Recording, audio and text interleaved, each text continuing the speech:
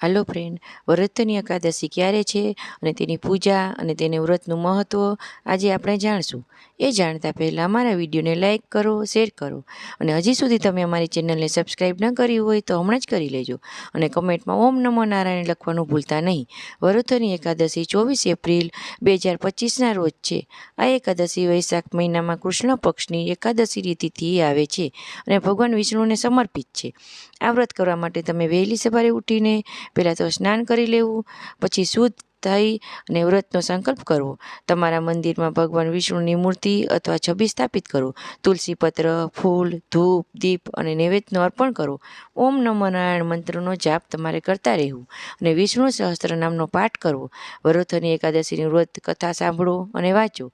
દિવસ દરમિયાન નિર્જળા અથવા ફળાહાર અથવા ઉપવાસ કરવો. રાત્રે ભગવાનના ભજન કીર્તન સાથે જાગરણ કરો. દ્વાદશ તિથિ એટલે કે 25મી એપ્રિલ 2025ના સવારે 6:45 વાગ્યાથી 8:15 વાગ્યા સુધી આ ઉપવાસ તોડવો. આ વ્રત કરવાથી પાપનો નાશ થાય છે, ભક્તને ધન અને યશ અને મોક્ષની પ્રાપ્તિ થાય છે. ભગવાન વિષ્ણુને કૃપાથી સુખ, શાંતિ અને સમૃદ્ધિ મળે છે અને ભવિષ્ય પુરાણમાં જણાવ્યું છે કે આ વ્રત એક વખત ભગવાન શ્રી કૃષ્ણએ યુધિષ્ઠિરને કહ્યું હતું.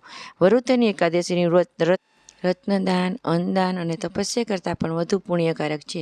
ટૂંકમાં વ્રતની એકાદશીનું વ્રત જીવનમાં બધા ક્ષેત્રે કલ્યાણ લાવે છે. ધર્મ, અર્થ, કામ અને મોક્ષના માર્ગે બળ આપે છે. તમને અમારી આ માહિતી કેવી લાગી તે કમેન્ટ કરીને જરૂર જણાવજો. જય માતા.